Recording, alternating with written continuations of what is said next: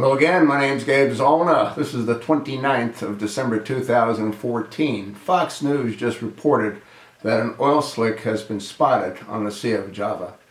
Now, knowing with the approximate time that this aircraft was lost, knowing the direction and the flow of the currents, it'll be relatively simple for the investigators to determine where the wreckage should be expected to be found.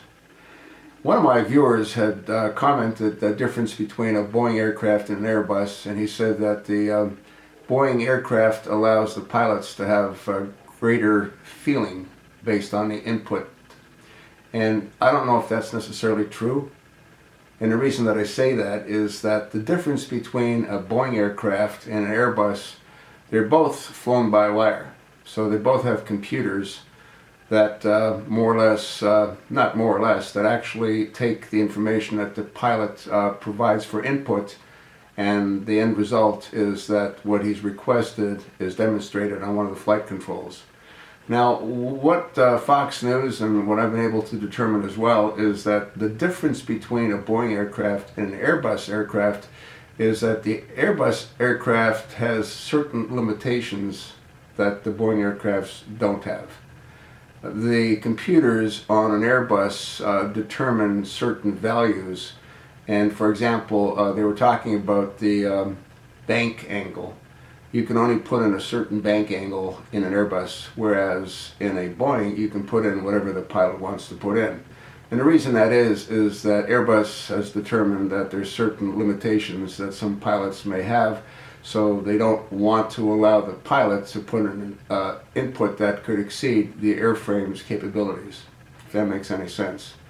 What's important to also understand is that a pilot in command is called a pilot in command because he has the final authority. What we've learned is that the pilot of that particular Airbus that was headed towards Singapore, he requested a higher altitude.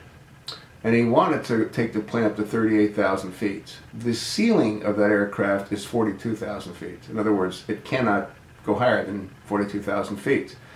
And what's been reported is the cloud coverage was at 45,000 feet.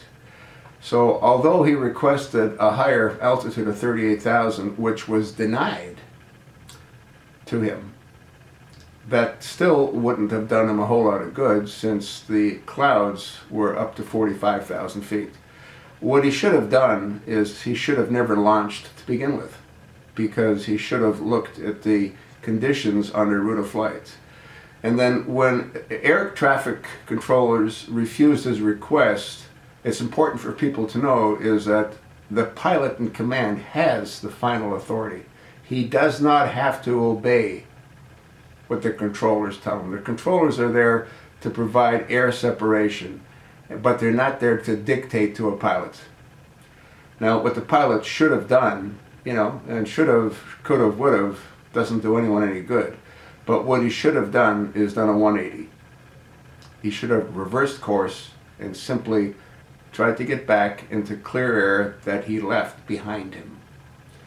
If he would have done that, well, we wouldn't be having this conversation.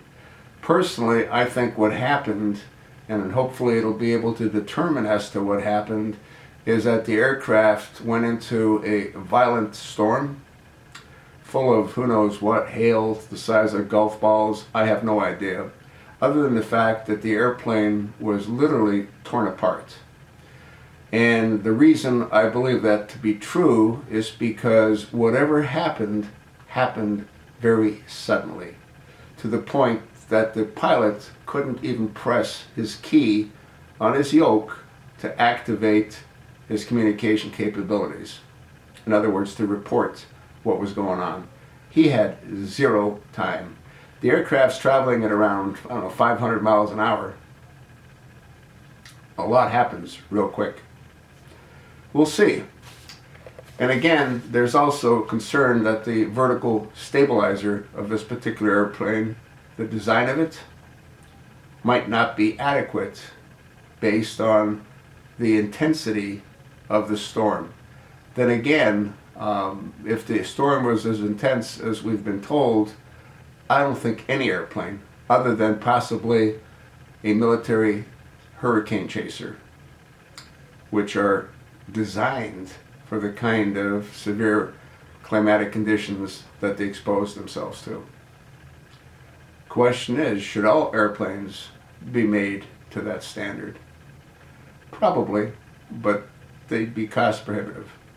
That's why they're not. I told you what I think. I want to thank my viewers for commenting, and I look forward to hearing what you think.